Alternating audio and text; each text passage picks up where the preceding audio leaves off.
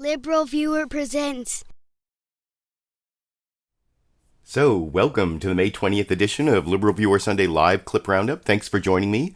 I picked out the weekend's 11 best, most newsworthy clips for what should be a really educational, informative, fair use media criticism and political analysis show for you all tonight. The political comedy sources today will be the season finale of last night's Saturday Night Live, including the cold open with Alec Baldwin as Donald Trump and Robert De Niro as Robert Mueller. And I'll also have some weekend update jokes from Saturday Night Live, and then some of the monologue from Bill Maher's HBO's Real Time with Bill Maher last Friday night. And the big topic is Trump's Mueller-versary. Thursday, May 17th, was the one-year anniversary of the Mueller investigation, and Trump has been reacting pretty badly. There's been some news developments. You'll see there's this New York Times article about how some Gulf states might have also been trying to collude with Trump to help Trump get elected, in addition to Russia. And then there's this sort of alternative universe Fox News right-wing story about how the Obama administration planted a spy, embedded a spy in the Trump campaign in 2016. And then the real big story is the way that Donald Trump has really started attacking Robert Mueller around the time of the one-year Mueller-versary. And I will talk about all that with you. I'll have some good clips. Roger Stone, Adam Schiff, Bernie Sanders, and of course, Alec Baldwin is the Donald Trump character. And I don't know. Well, hopefully that will start working right there. Seemed to be a little bit of a stream problem at the beginning here. But I'm going to start with this clip of the cold open on Saturday Night Live last night.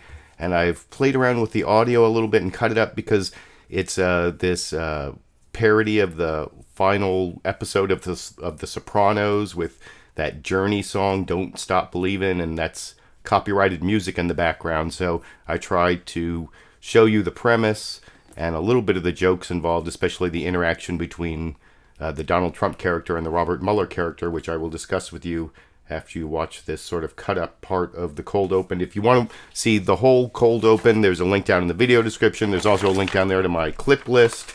There are links down there to all the sources of my clips, pretty much. And here's a 1-minute clip from the cold open last night on Saturday Night Live over here. Let me know if you have any questions. I do, actually. Is HPV different than HIV? I'll give you a minute.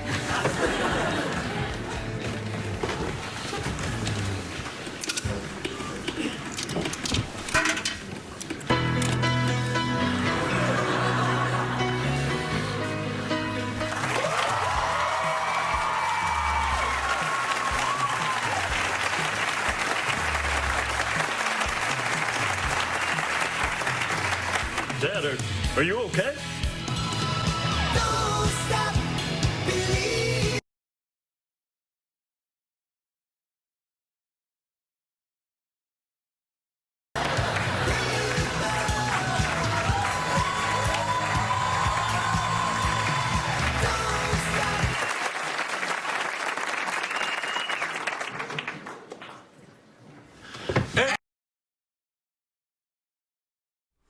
And you can see in that last scene all the different guest stars they had coming in, and there were a lot of guest stars. In fact, if you keep watching the Saturday Night Live episode, you'll see Tina Fey did her monologue about how there were way too many guest or star cameo appearances on Saturday Night Live, and it doesn't, well, she was saying it doesn't give enough time to the regular Saturday Night Live players, but in some ways I think that all the guest appearances in that cold open sort of stood in for actually humorous writing, content, jokes. I didn't show many of the jokes from there because, like I said, there was this copyrighted music playing in the background the whole time. But I didn't think the jokes were that funny. I think that they spent too much of their time getting the celebrity guests and not enough time on those jokes. I thought there were some good jokes on Weekend Update on this Trump Mueller-versary topic, and then also about the general Russia investigation. Here's about 2 minutes from the Weekend Update last night, and I will talk about that with you after we watch together over here. Well, Thursday marked the one-year anniversary of the start of Robert Mueller's investigation, which is the first anniversary Trump actually remembered. Just ask his wife, Melanie. And for those of us following this investigation, it's been an exhausting year. It actually ages a person. I mean, here's a picture of me and Shay now, and here's a picture of us from last year. I think with the Russia investigation, ultimately what you think about the investigation really depends on what you think of Trump. It's sort of like when you hear this. Laurel. Laurel. Yeah, like some people hear Laurel, while some idiots hear Yanny. Wow, a lot of Laurel fans. That's sort of how it is with the Russia investigation. If you like Trump, this is kind of what you hear. It's a witch hunt. That's all it is. There was no collusion. But if you don't like Trump, this is what you hear. I'm getting away with it, bitches. President Trump posted a sarcastic message on the anniversary of the Mueller probe saying, "Congratulations, America. We are now into the second year of the greatest witch hunt in American history." You know what? It is pretty great. Personally, I like how unfair and mean-spirited it is. It's not every day that a black man can root for the feds, but I'm really enjoying this. I feel like I'm watching Rachel Dolezal get kicked out of a Starbucks. It's like, okay. I'm for that. Rudy Giuliani claimed that his legal team has been told off the record of an informant in the Trump campaign, which is hilarious, because Giuliani is like one of those rappers that sings about all the people he shot, and then he finally gets locked up for it and says, "Yo, I think somebody's snitching." I don't know about that Rudy Giuliani joke, but I did like Michael Che's sentiment there about how, you know, it's, for him as a black man, it's experience being able to root for the feds, and I've talked about that many times over the last year or two, that this Russia, well, I guess during the last year of the Mueller investigation, that as a former criminal defense attorney, as someone who finds who has a lot of experience, that makes me skeptical of the police and prosecutors and Robert Mueller and James Comey.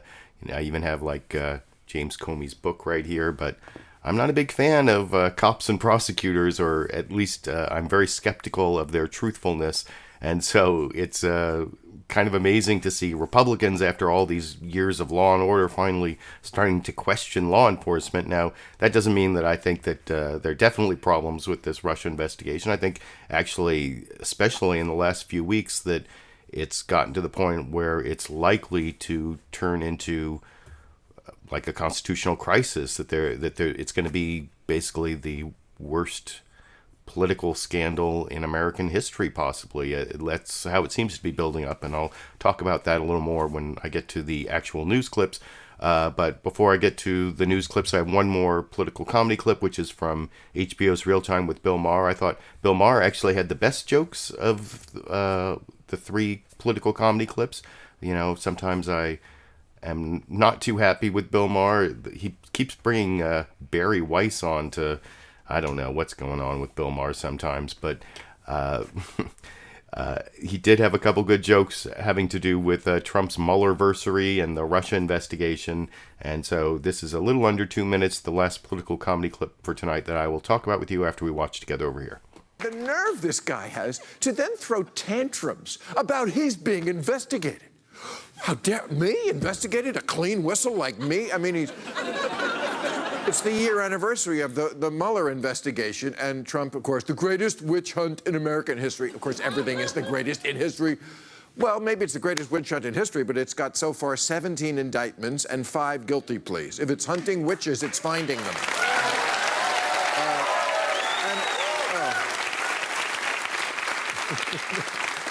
The latest theory from the bubble, did you say that the FBI has planted a spy in the Trump campaign? No, not a spy. This is just what the FBI does for a living. You know, that's what they do. Trump, sorry, man, you have ties to the American mob, the Russian mob, to Russian hookers, to the Kremlin, to indicted co-conspirators, to fucking goons and shady lawyers and tax evaders and fraudulent businesses and fake charities and bribes and hush money and porn stars. This is what the FBI does. They investigate shady people like you. It's like owning an ice cream truck and going, why are all these kids following me all the time? What are they chasing me for? Yes, there's a spy. That's the new reality show. The Apprentice is so old hat. It's The Mole. Who's the mole in the White House? Tune in next week. You know, I tell you, a mole. I'm in a dysfunctional relationship with Donald Trump. The more weed I smoke, the more paranoid he gets. There's something wrong there. So that was a good joke there at the end. The more weed he smokes, the more paranoid Donald Trump gets. I don't know. I mean, that's sort of a Bill Maher joke, but I've actually been trying to think of a good analogy for the way Trump's been acting about being investigated. And I like that joke before that where Bill Maher was talking about, you know, he's like someone who owns an ice cream truck and is wondering why all these kids following me. And that's what you'll see based on the news clips, that Donald Trump is pretending to not know why it was the FBI sent this professor in this British or this American professor in Great Britain to talk to a few people in his campaign, Carter Page and George Papadopoulos and Sam Clovis all got a visit from this FBI informant, which Trump is saying means that, well, after all the news shows, here's what Trump tweeted. I hereby demand, and will do so officially tomorrow, that the Department of Justice look into whether or not the FBI, DOJ infiltrated or surveilled the Trump campaign for political purposes. Weird, look at all the weird capitalization there. And if any such demands or requests were made by people within the Obama administration. Now, that may just seem like some weird tweet, because there's so many weird tweets, and Trump had a lot of them this morning about the Russia investigation and attacking Robert Mueller. But that tweet actually has already gotten a response from the Department of Justice saying that they actually are going to start some new investigation, which is kind of bogus. But and I will get to why I think the whole the guy, the spy who they're not revealing, his name is Stephen Halper.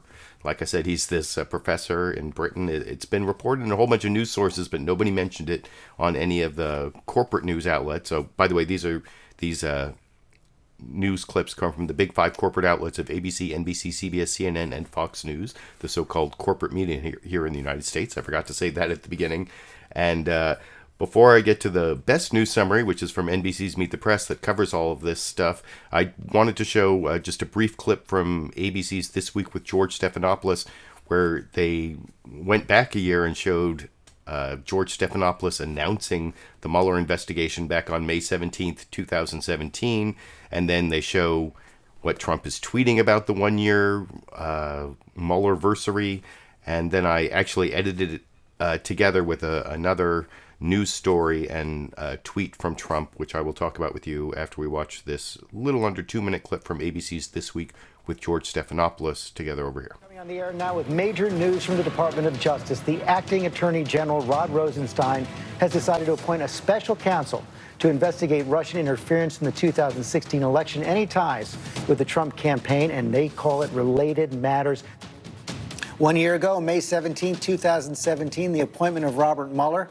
Let's take stock 1 year in with our legal team, joined by our chief legal analyst, Dan Abrams, and Alan Dershowitz, professor emeritus at Harvard Law School, also author of the new book, Trumped Up, How Criminalization of Political Differences Endangers Democracy. And Dan, we've got a lot of new tweets from the president this morning, but I want to start with one he put out on the anniversary of the Mueller pick. He said, "Congratulations, America. We are now into the second year of the greatest witch hunt in American history, and there is still no collusion, no obstruction. The only collusion was that done by Democrats who were unable to win an election despite the spending of far more money. That's his take on the first year. What's yours? Yeah, I mean, look, what we know for certain... It sounds like you're in league with President Trump on impeaching the credibility at this point of the special counsel, but in the meantime, the investigation is continuing, and one of the things we learned this weekend is that New York Times report on the cover of the New York Times this morning that now Robert Mueller is investigating this meeting that Donald Trump Jr. and other aides had with emissaries of Gulf nations, wealthy Arab Gulf nations, offering help to win the election. The president's tweeted on that this morning as well. He says things are getting really ridiculous. Failing crooked New York Times has done a long and boring story indicating the world's most expensive witch hunt has found nothing on Russia and me, so now they're looking at the rest of the world. Now, this story, Dan, is a bit complicated. I'll grant that. But what it does say is that Donald Jr. had a meeting with an emissary of the UAE and Saudi Arabia who was offering some help, perhaps working with an Israeli firm on social media. And I'm not going to show you clips of the Dan Abrams, Alan Dershowitz argument, which, as usual, you can see the whole clip or the whole This Week with George Stephanopoulos episode at a link down in the video description. And the thing that I wanted to point out from there is that there was that New York Times story I talked about earlier that was covered on a couple of the news programs. It never made it over to Fox News Sunday, which I'll get to in a few minutes, but basically, we've heard a lot about this Donald Trump Jr. meeting with the Russians in July 2016, or June 2016, and apparently a couple months later, in August 2016, he had another meeting with some people from Saudi Arabia and the United Arab Emirates, and so there could have been additional non-Russian collusion. Now, of course, you saw the Trump tweet in response saying, oh, they found no Russian collusion, so now they're starting to look around the rest of the world. Well, there was nothing in the New York Times story that said they found no Russian collusion. And on that topic, I want to show the better, longer news summary from NBC's Meet the Press this morning. Chuck Todd, I think, talked a lot about the way Trump has really started attacking Robert Mueller and the investigation, and then some of the news developments from this week. This is about 3.5 minutes, and worth watching. I will discuss it with you after we watch it together over here. Year into Robert Mueller's Russia investigation, we are seeing two narratives emerge. The case that Mueller appears to be building and the counter-narrative that President Trump and his allies are creating. For instance, members of the Trump team meet with Russians in June of 2016 at Trump Tower. President Trump says anyone else would have done the same. Mueller brings charges against Mr. Trump's former campaign manager, Paul Manafort, and a deputy. The president insists Mueller is going too far, just fishing for information. The Steele dossier indicates collusion between the Trump campaign and Russians. Trump allies point out dossier was partly paid for by Democrats, meaning they're the ones that did the colluding. And the latest, the FBI dispatches an informant to talk to Trump campaign advisors after learning of suspicious contact with Russians. President Trump and his allies insist that's a sign of FBI misconduct bigger than Watergate. As the evidence appears to mount against Mr. Trump, he is returning serve with his own version of events, one he hopes will shield him politically whenever Mueller releases his report. To borrow a phrase from Donald Rumsfeld, here's a known. The closer Mueller appears to get, the more Mr. Trump and his allies lash out. And we're ready to rip them apart if that's what they want. President Trump is suggesting he has been framed by his own Justice Department, this week calling the Mueller probe a disgusting, illegal, and unwarranted witch hunt. It looks like the Trump campaign may, in fact, have been surveilled. For a long time, we've been told that there was some kind of infiltration. The latest issue, the role of a confidential FBI informant. According to reporting, the FBI source met with at least 3 Trump campaign advisors after the FBI received evidence of suspicious contacts with the Russians. 2 of them, George Papadopoulos and Michael Flynn, have already pleaded guilty to making false statements to investigators about their contacts with the Russians. A 3rd campaign aide, Carter Page, has been on the FBI's radar since at least 2013. 1 year after Robert Mueller was appointed to oversee the ongoing investigation into Russian influence in the 2016 election and potential coordination with Trump associates, Mueller's probe has produced 14 indictments against individuals and secured 5 guilty pleas. Backed into a corner, the president has moved from denying the facts of his aide's involvement to attempting to discredit the fact finders, his own Justice Department. It's a witch hunt. Witch hunt. Witch hunt. Witch hunt. It's a total witch hunt. If you're asking me who've committed crimes here, the crimes have been committed by the investigators. For weeks, Mr. Trump's allies in the House have battled to publicly identify the FBI informant, despite warnings from the FBI director that Trump appointed. The day that we can't protect human sources is the day the American people start becoming less safe. Over the last year, as new inconvenient facts emerge, the explanations from Mr. Trump and his associates have continued to shift on campaign contacts and coordination with the Russians. I had no meetings. I have had no contacts from Russians or intermediaries for Russians. For me, this was opposition research. Even if it comes from a Russian or a German or an American, it doesn't matter. And they never used it. It's the main thing. And joining me now is a longtime Republican operative, an ally of President Trump. It's Roger Stone. Stone, by the way, is the author of... And you can see Roger Stone watch that intro, and I'll have a clip from Roger Stone in a minute. But did you see that Rudy Giuliani clip in there also where he says it doesn't matter if there's if a Russian or a German helps a campaign, doesn't matter at all. Well, if you look down in the video description, one of the links, I have links about obstruction of justice. I have sort of links about collusion. And one of the links about collusion I have down there is to 52 U.S. Code Section 30121, which is contributions and donations by foreign nationals.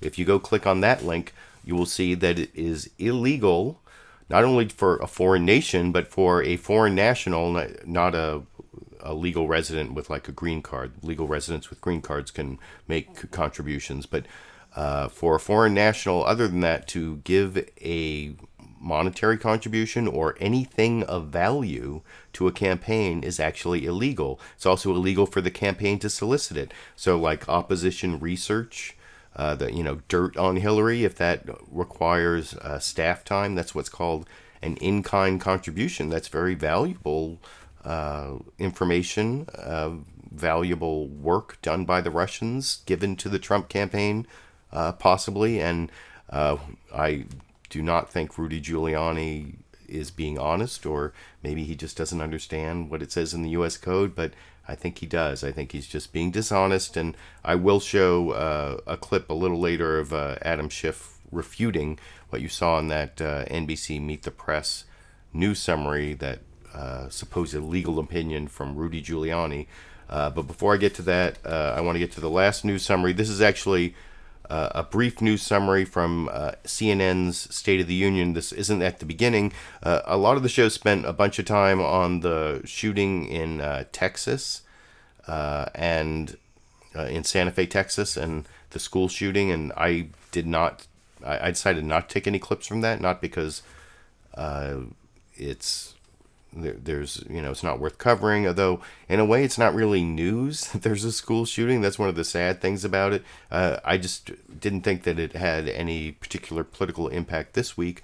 After the Parkland shooting, I waited until the march on Washington to really talk about and when Trump momentarily seemed like he might stand up to the NRA, I covered that. But that's one of the reasons I have fewer clips this week, because I didn't take anything about that, or also the China trade war, the hiccups or the problems, the possible end of the North Korea summit.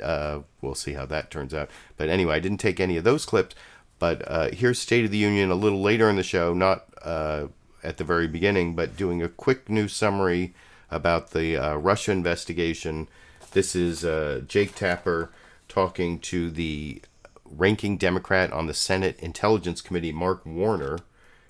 First, he does a little introduction about the New York Times story and the possible collusion between the Trump campaign and these Gulf states. And he asked Mark Warner about it. And, I will show you Mark Warner's answer and discuss it with you after we watch it together over here. Welcome back to State of the Union. I'm Jake Tapper. 1 year into Special Counsel Robert Mueller's Russia investigation, there is new reporting suggesting that another country may have tried to influence the U.S. presidential election. The New York Times is reporting that 3 months before the election, Donald Trump Jr.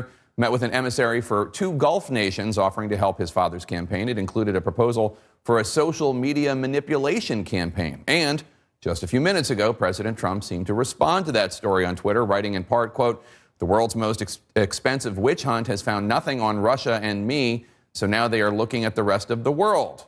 I'm back with Senator Mark Warner of Virginia, the vice chairman of the Intelligence Committee. Senator, I want to get your reaction to this report. Were you aware of this other meeting Donald Trump Jr. had with some representatives of Gulf state nations? And is there any evidence that any of them actually followed through and did anything to help the Trump campaign? I'm not going to comment about where we stand in terms of certain witnesses in our investigation.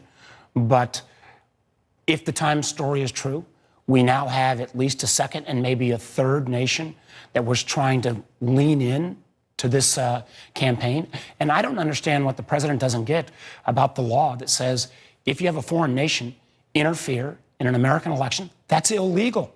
But did it take place is the question. I think the Times story, we'll see what follows after that. What we do know took place, though, is that Russia, a foreign adversarial nation, massively interfered in our elections, both in terms of leaking information on a selective basis, scanning 21 of our states' electoral systems, using social media in ways that were basically unprecedented.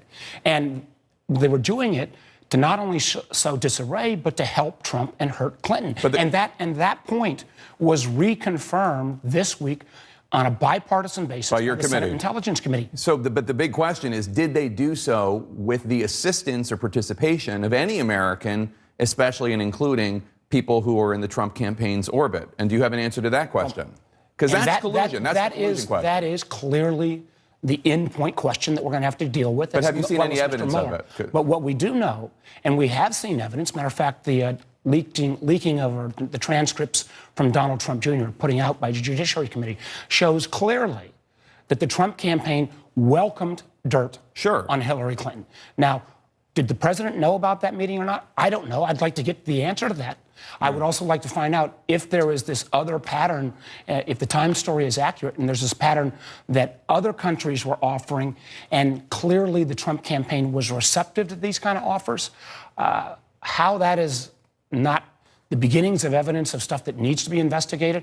And remember where we're at this point. Mueller, a year in, 14 indictments, including the indictment of the president's campaign manager, 5 guilty pleas, and as we've seen on reports, a lot of questions that still need to be answered. Many questions, but just to put a point on this, and then I want to move on to another question about the same subject. Still, as far as the public knows, no evidence of anybody in the Trump team accepting the offers of help. No evidence of actual conspiracy that we know of yet, that we in the public know of yet, and you're not willing to comment on whether or not you've seen evidence of that conspiracy. What we're going to do in our investigation, collusion will be the last issue. We've dealt with election security. We've reconfirmed the findings of the intelligence community assessment. We're going to deal with the social media issues. And yes, we have to get to the conclusion issue.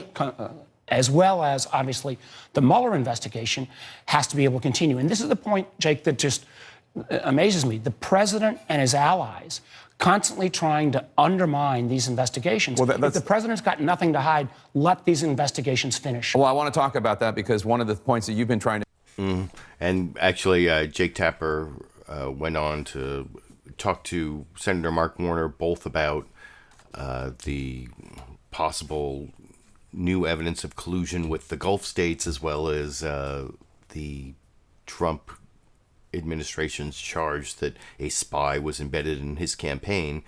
And I'm going to show you the answer that Mark Warner gave about the spy embedded in the Trump campaign when he was talking to Margaret Warner over on CBS's Face the Nation. That's next. But one thing I thought was interesting about that clip was that if you listen to what Mark Warner said about it, and also what he said to Margaret Brennan on CBS's Face the Nation about this new New York Times story, in that clip it sounded almost like he might know something, that the Senate Intelligence Committee might have known something about that story. Although when he talked to Margaret Brennan on CBS's Face the Nation, it sounded like it was mostly new information to him. And you'll see Adam Schiff says pretty much the same thing, that he doesn't know anything about that. I mean, in that last clip with Jake Tapper, Mark Warner almost made it sound like he might know something, but he couldn't say. And then in this next clip, this is where Mark Warner talks about the supposed spy embedded in the Trump campaign by the Obama administration. And his main concern is about the leaking of this guy's name, this Stephen Halper guy, this American professor who's currently in Britain. They said he talked to Mike Flynn in that NBC News summary earlier, although I understand he also talked to Sam Clovis, as well as the two other people they mentioned, George Papadopoulos and Stephen Carter.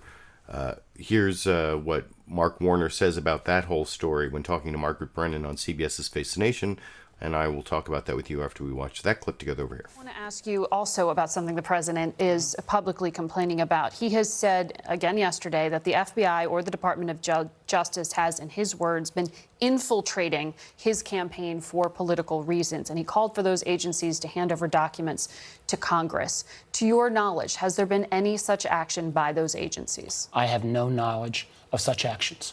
I do know this, that when the president or his allies in the House start going out and trying to threaten that they want to reveal classified information, Nunes, the chairman when of the House individuals want to try to reveal classified information about the identity of an FBI or CIA source, that is against the law. The first thing you learn when you get involved with the intelligence community is that you need to protect sources and methods, and that if you were to out or burn such an agent, that person's life could be in jeopardy.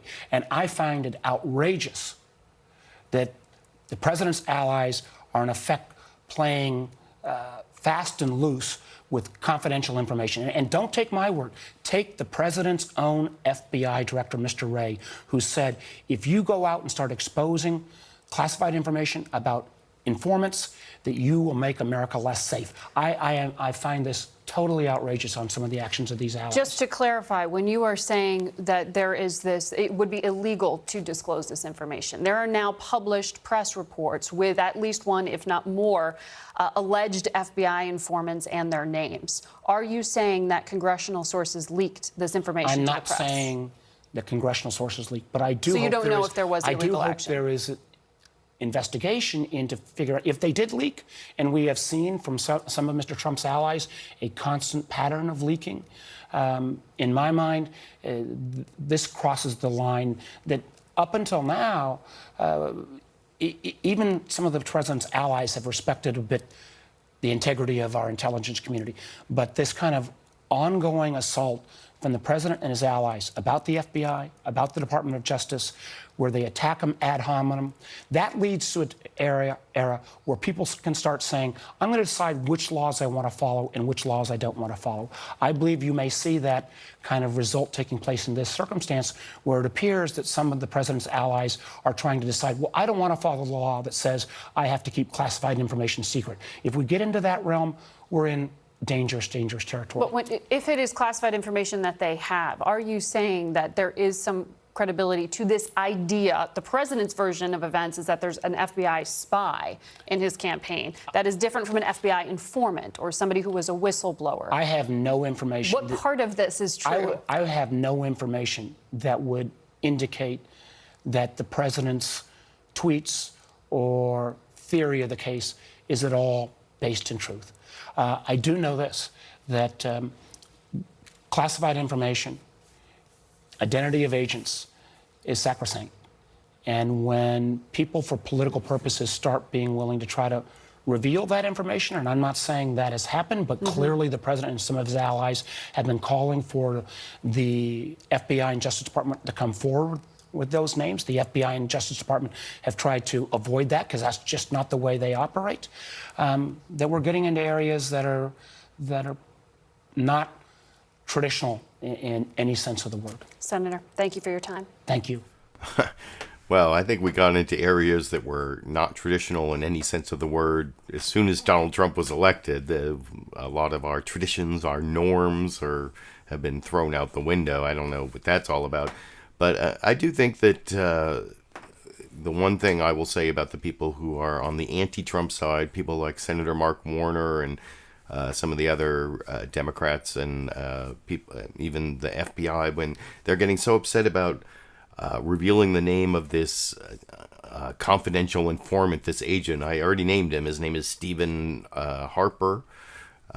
He's been named by various news sources, including Glenn Greenwald at The Intercept. That's where I first read about it. And I definitely agree with Glenn Greenwald's analysis that people in the so-called deep state, the CIA and the FBI, are overhyping the damage done by revealing this guy's name. I mean, this guy was already burned when supposedly he was used by the Reagan-Bush campaign to spy on the Carter campaign in like 1980. So he was like, how many years ago? That's like, what, 38 years ago? This guy was already burned as an agent. So I don't think revealing his name, Stephen Harper, that's his name. I don't know why they don't say it on any of the news shows.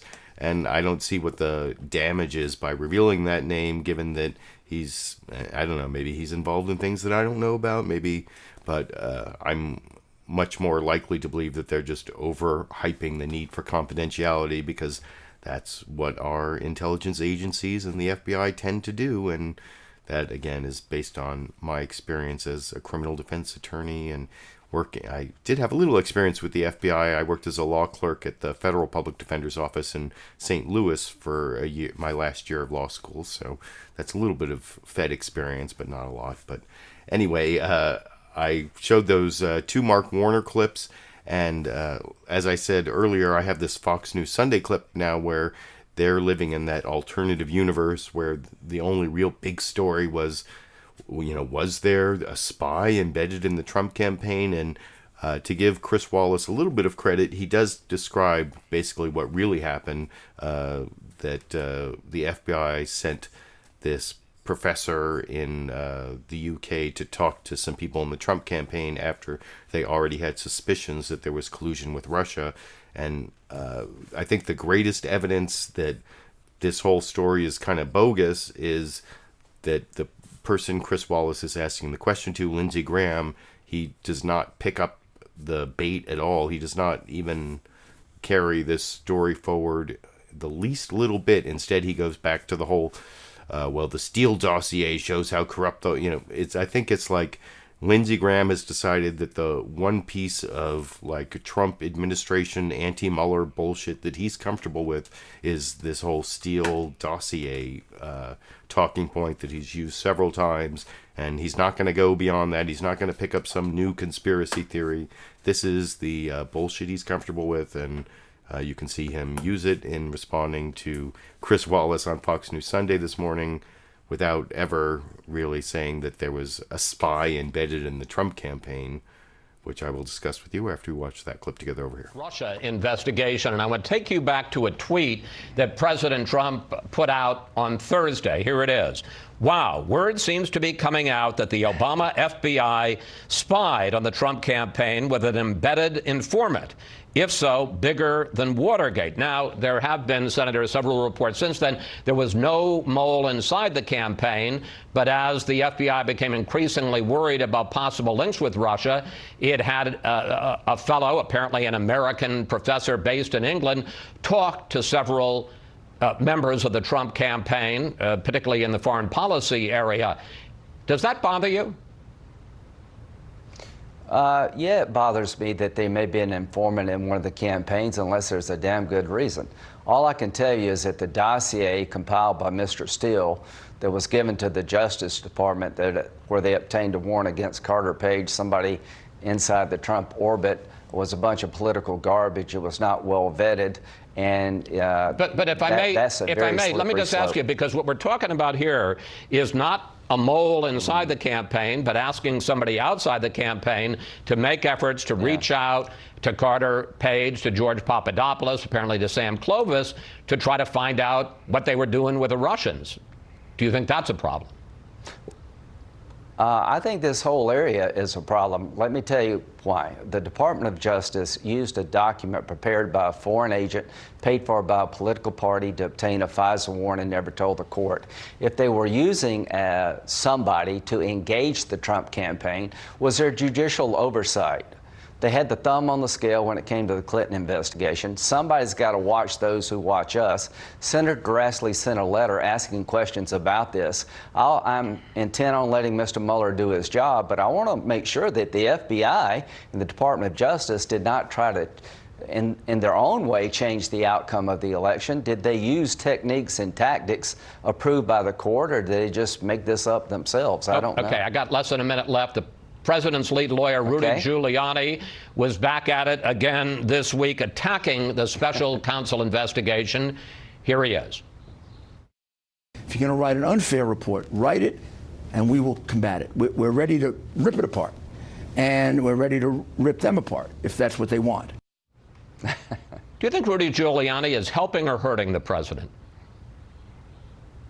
I think he's showing a determination to push back and aggressively defend his client. With Rudy, it's a little bit of both, but I'd like to have Rudy on my team if I were the president, because he's pretty good at talking to the American people. He has a reputation as being a solid prosecutor.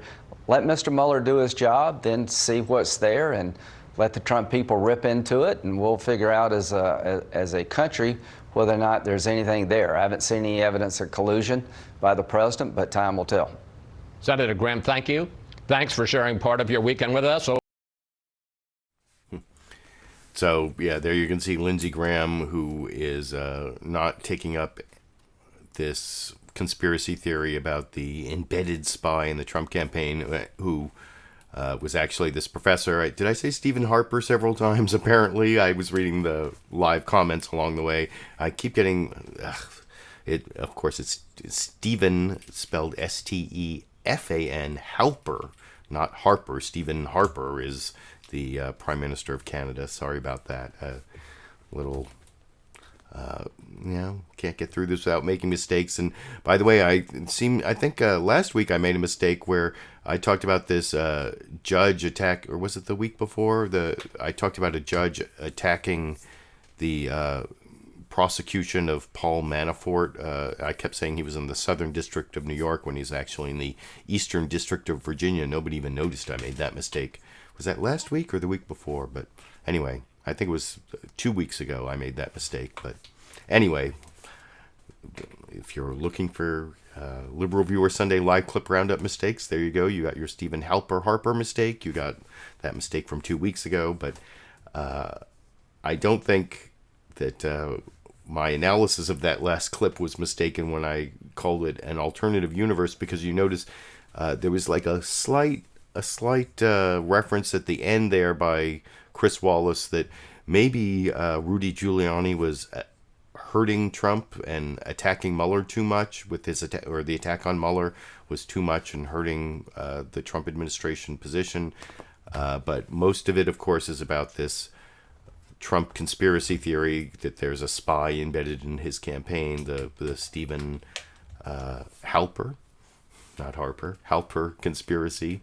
And the next clip I want to show is the one I promised earlier of Representative Adam Schiff, the ranking Democrat on the House Intelligence Committee, talking about the Stephen Halper conspiracy theory. And basically, well, he says that it's new information to him. Oh, I'm sorry. This is not the Stephen Halper conspiracy theory. This is Adam Schiff talking about the New York Times article of the emissaries from the Gulf meeting with Donald Trump Jr. in August 2016. This is Saudi Arabia and the United Arab Emirates maybe colluding with the Trump campaign in addition to Russia. And this is the thing that is new information to Adam Schiff. And but he also contradicts Rudy Giuliani, as I described earlier, about whether if foreign governments give something of value, or foreign nationals give something of value to a political campaign, if that's illegal or not.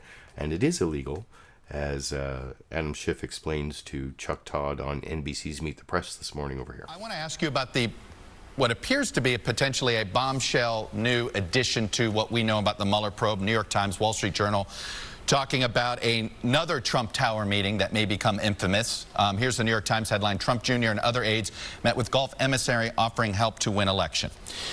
How much can you tell us about some of the players in here? You have George Nader as the emissary of claiming he had two princes in Gulf state countries who were willing to help the president. Maybe Eric Prince is tied to this. Betsy DeVos's brother, also a supporter of the president. What do you know about this? An Israeli firm is included in here. What can you tell us about this? Well, we sought to bring in George Nader, but the Republican members were unwilling to do so.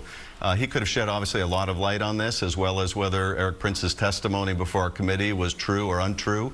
I can't say this. If these facts are accurate, it demonstrates yet again just how not only willing but eager the president's son and the Trump campaign were to solicit to receive foreign help. And I completely disagree with Mr. Giuliani. Receiving, soliciting, using foreign assistance is a crime. You're not allowed to get the help of a foreign government, friendly or unfriendly.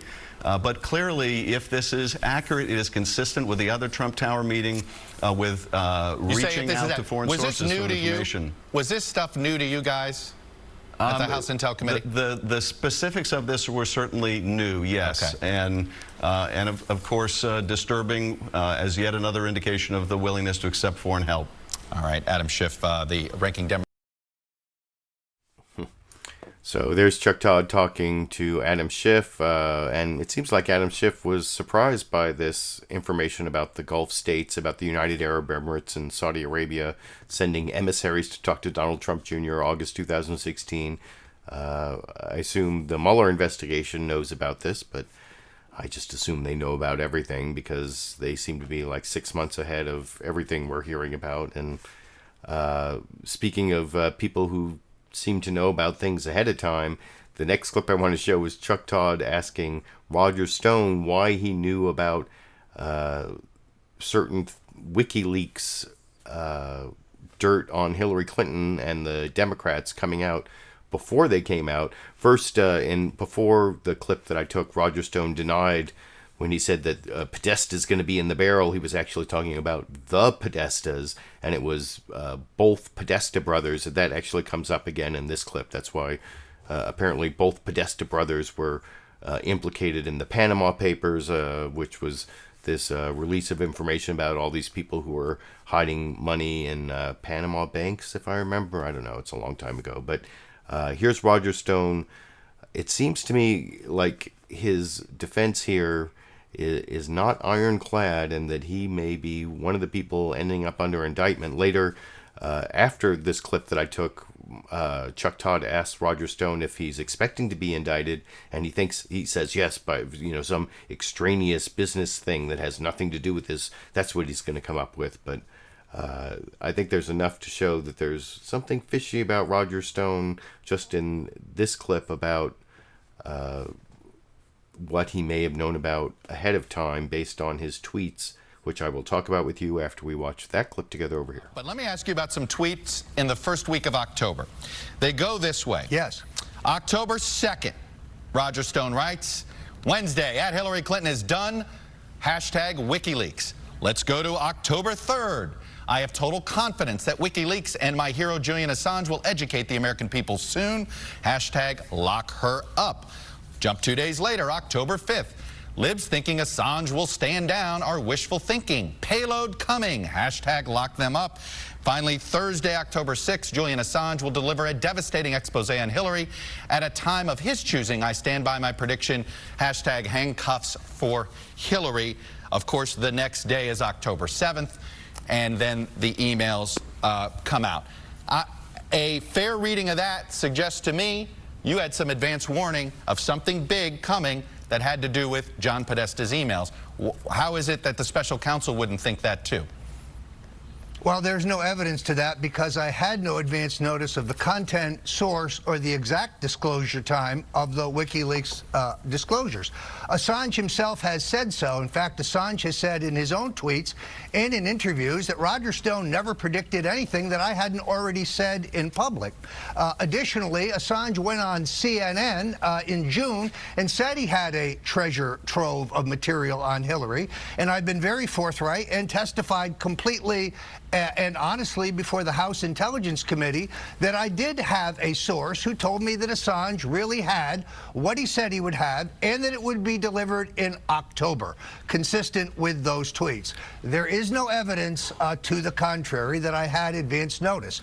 Chuck, we've been down this road before, and I answered these questions for you previously. I understand that, but you've been very specific with your denial. I had no awareness of the content and the source, but you had an awareness. And you seem to have some, and you seem to be very specific with this denial. So explain that specificity. Sure, it's very simple. All one has to do is follow Julian Assange's tweets and set a Google News alert for Julian Assange and read every interview he's given, and everything that I predicted is contained in his public comments. If there is no evidence whatsoever that I had advanced knowledge of the content or source of this material. I received nothing from WikiLeaks or from the Russians. I passed nothing on to Donald Trump or the Trump campaign. We've been through this ad nauseum. It is a wild goose chase. Are you 100% confident that Julian Assange has nothing to do with... So you heard Roger Stone say multiple times there's no evidence that I had any or that Roger Stone had any advanced knowledge of the source or the content or the specific timing of the release of the WikiLeaks material. Now, first of all, if you're not guilty of something, do you say, well, there is no evidence that I knew that? You'd say, I didn't know. You don't say there's no evidence that I knew. And if you listen to that answer carefully, first of all, he said the source and the content and the specific timing, not that he's not saying he didn't know of some like general timing. He just didn't know the exact moment, the exact timing of the release. And then he talks about how you need to read all of Julian Assange's tweets and set a Google alert or whatever, a news alert for everything, all of his interviews. And it almost sounds like what he's done is he's gone back and looked at all those tweets and looked at all those interviews to try to find sources for the things that he had inside knowledge of. And now he feels comfortable saying, well, you can't prove it because I found at least implications and things that Julian Assange said in public interviews that back up the things that he told me privately. And so, well, I don't know. I think Roger Stone is going to be one of those people who has some criminal problems, but you can let me know what you think down in the comment section. I have one more news clip to show before I have a bonus Sandy clip also, where Sandy comes all the way from outside, all the way to lying down. She's lying down. She's all recovered from her sickness last weekend. She's healthy and happy. She's sleeping over there, and I will show you her coming in from outside in the yard to all the way lying down next to me here to be my one live studio audience member. But before I get to the bonus Sandy clip, I want to show a Bernie Sanders clip. I kind of miss Bernie. In some ways, for those who've been watching my live clip roundup since the election, that I voted for Bernie Sanders in the primary and was sort of a reluctant Hillary Clinton voter after she was the Democratic nominee. And I am one of those who kind of wonders what would have happened if Bernie Sanders had been the nominee. And there's some indication he may actually be running again in 2020. I haven't really decided my personal allegiance for the candidate to take on Trump in 2020, but I think that Bernie Sanders has some good advice generally for candidates about whether they should talk about the Russia investigation and whether they should talk about impeachment. That's what Chuck Todd asked Bernie Sanders about on Meet the Press this morning, and that's the final news clip I want to share with you and talk about with you after we watch it together over here. There, and I think I have an idea of where your answer is going to be, but we spend a lot of time, I spent a lot of time just now talking about the Russia investigation, the Mueller probe. There's a lot of serious allegations that are being investigated. At the same time, you hear from rank-and-file voters. Senator Klobuchar, for instance, a Democrat from Minnesota, said recently, they're not asking me about Russian bots, okay? They're asking me about things like soybean exports.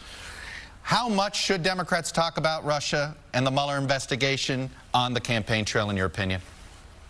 Well, I don't think, Chuck, that it's either or. I think you've got to do a lot of things if you are a serious candidate. I think it's appropriate to talk about the need to protect American democracy, to make sure and examine fully and support the Mueller investigation to determine whether or not the Trump campaign colluded with the Russians. I think that's terribly important. I think that when we talk about preserving and fighting for American democracy, we got to stand up to voter suppression, which Trump and many Republican governors all over this country are pushing, trying to make it harder for people to vote. We got to deal with excessive gerrymandering. So when we talk about protecting American democracy, absolutely, you got to look at what Mueller is doing. But that's not all that's going on in this country. Right. What you are seeing all over America, in my state and all over this country, is people trying to survive on $9 or $10 an hour. They can't afford housing. They can't afford prescription drugs. They have no health care, or they can't afford health care. They can't afford to send their kids to college. They're sick and tired of seeing the growth in income and wealth inequality. You must talk about those issues as well. Do you believe it's still jumping the gun to talk impeachment? Do you still discourage, Nancy Pelosi said the talk of impeachment on the campaign trail is actually a gift to the Republicans and President Trump. Do you agree with her? Yeah, I do. I mean, I think you allow the investigation to go where it goes. I'm a member of the United States Senate. And if Trump is impeached, I will have to be making a decision, voting on that. You can't jump the gun and determine that somebody should be impeached when you're going to be voting on the impeachment issue. So I think you allow the Mueller investigation to do its course. You fight against anybody who wants to impede that investigation, but I think it is too early to talk about impeachment. All right, I want to move to the tragedy from Friday because...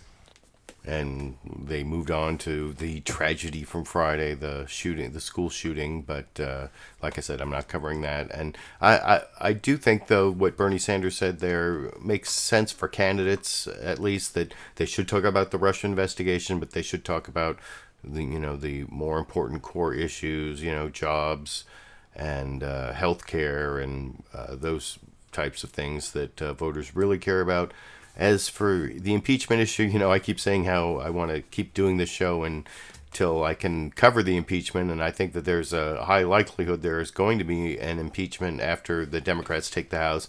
But for people who are actually running, I can see Bernie's point, especially for members of the Senate that are going to have to judge the impeachment, or members of the House that might have to vote on the impeachment. They should wait for the facts. And I'm just basing, I'm doing sort of prediction based on what I've seen covered in the news and the very guilty behavior of the Trump administration. I think things started going downhill a few weeks ago. Remember when I showed that clip of Representative Trey Gowdy, the Republican who was in charge of the Benghazi hearings, saying, if the Trump people are innocent, they should stop acting so guilty, basically. And that's what's that's one of the things that makes me think that this is going to be a real political scandal and a constitutional crisis, just the way the Trump administration has been acting for the last few weeks. And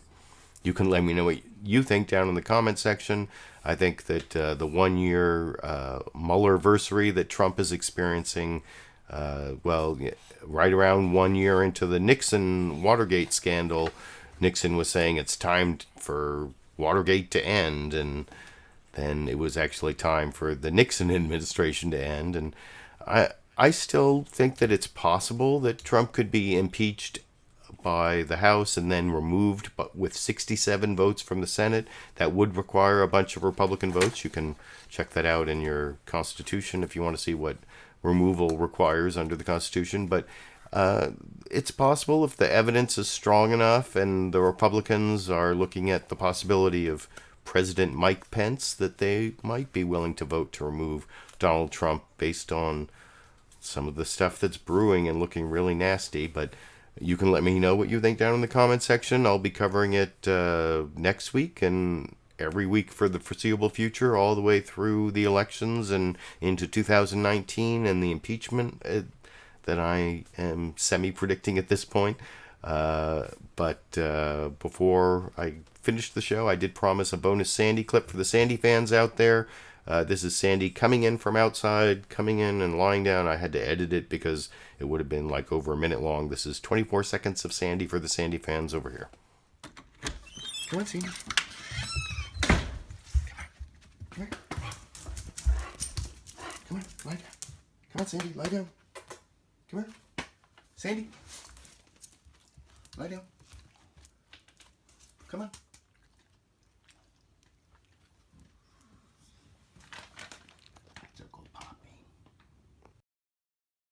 So you can see Sandy's all recovered, feeling well. If you like the Sandy clip, you can give me a thumbs up. If you like all the other news clips that I spent all day picking out from the corporate news outlets, you can give me a thumbs up for that.